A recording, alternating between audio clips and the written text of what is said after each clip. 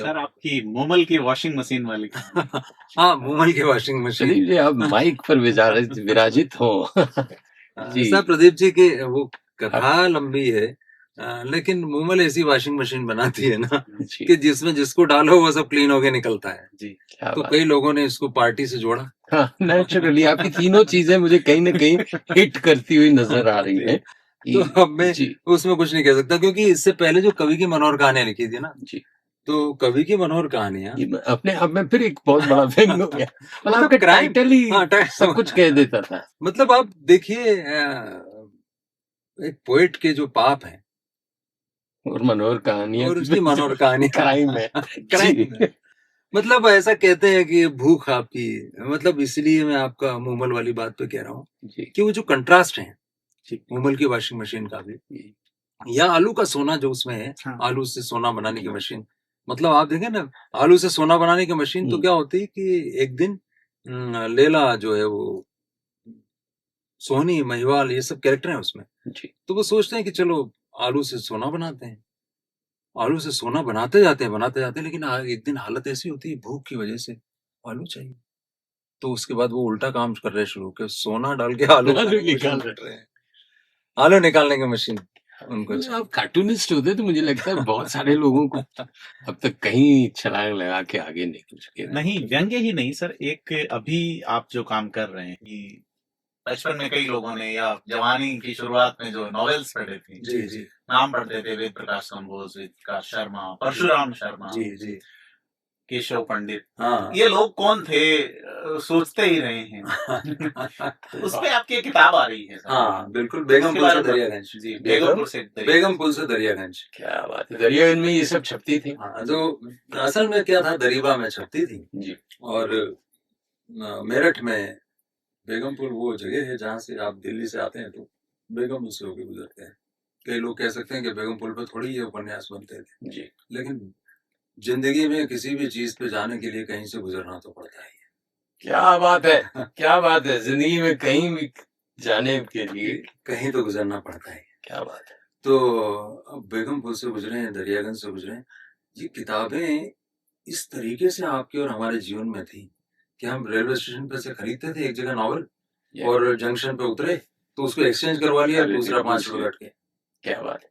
तो मैं वेद प्रकाश काम्बोज सबसे पुराने आदमी हैं, उनसे मिला, सुरेंद्र मोहन पाठक से मिला, वेद प्रकाश शर्मा में यहाँ नहीं है, लेकिन आप दिलचस्प बात है कि वेद प्रकाश शर्मा ने जो अपना जीवन शुरू किया था, जिसको आप वर्दी वाला गुंडा और ये सब याद रखते हैं ना, बड़ा फेमस नॉवल, वेद प्रकाश शर्मा ने अपना जीवन जब शुरू किया था तो वो नकली नॉवल लिखते थे वेद प्रकाश काम्बोज के नाम से। वेद प्रकाश काम्बोज डरते नहीं, वेद प्रकाश काम्बोज के नकली नॉवल बिकते थे, काम्बोज का नाम बिक रहा है और वेद प्रकाश का नहीं बिक रहा। तो वो उनका जो पब्लिशर कहता था कि काम्बोज के नाम से बिकेगा, विजय कैरेक्टर उसी में रहेगा, रघुनाथ कैरेक्टर उसी में रहेगा, टाइप्ड फिल्मों की तरह। बिल्कुल वो सारे लोग, परशुराम शर्मा हॉरर लिखते थे, और इन सब लोगों से मेरी अलग अलग मुलाकातें हुई तो बहुत सारे ऐसे तथ्य निकले जिसमें दिलचस्प, अभी आखिरी एपिसोड तो मैंने जो किया था उनके साथ मिलके, ऋतुराज एक है जी, ऋतुराज जी आजकल बीजेपी के लीडर हो गए, उनका असली नाम सुरेश जैन है, कंचन पॉकेट बुक्स चलाते थे। मैंने उस मोहल्ले में जाके घुमा हूँ और पुराने सारे पब्लिशर साथ घूमते रहे ईश्वरपुरी के उस इलाके में, और उन्होंने सब बताया कि ये धंधा कैसे खत्म हो गया पल्प। क्या बात है। तो वो इतनी, आप केशव पंडित कह रहे हैं ना, वो आदमी है ही नहीं दुनिया में जी। एक सज्जन जो लिखते थे, उसके लिए आपको किताब पढ़नी पड़ेगी, मैं कहा को नाम बता दूं अभी से तो तो ये वो सज्जन जो लिखते थे, केशव पंडित बेसिकली वेद प्रकाश शर्मा का क्रिएट किया हुआ एक कैरेक्टर था, जो मनोज पाकेट बुक से राज पाकेट बुक से छपना शुरू हुआ, जिसमें वो कानून का ज्ञाता भी होता है और वो चाहे जो काम करवा लो, और वो बड़ा हिट हुआ केशव पंडित। अब केशव पंडित हिट हो गया, इस बीच में एक दूसरे पब्लिशर सज्जन थे, गौरी पाकेट बुक से शायद, तो उन्होंने योगेश मित्तल को बुलाया। Yogesh Mittal was the greatest ghost writer, आप कहो उसका लिख दें। वो अभी इन दिनों फोटोकॉपी की दुकान चलाते हैं योगेश मित्तल। उन्होंने, आप कहें उसका नहीं लिखा हो नकली नावल को उन्होंने ठीक न किया हो। एक बार एस.सी. बेदी, वो आप राजन इकबाल सीरीज याद हो, तो एस.सी. बेदी साहब के नावल का जो आखिरी पन्ने थे, जिसकी थी नहीं, वो गायब नहीं हुआ, ऊपर मेरठ में चूंकि छत पे कंपोजिंग होती थी, बारिश आई तो उसमें रह गए वो, पूरे धुल गए, क्लाइमेक्स धुल गया। ओह माय वो गॉड। पुराना, और तब तो कंपोज करते थे हाथ से, हम्म। तो वो सारा का सारा फर्मा और सब निपट गया।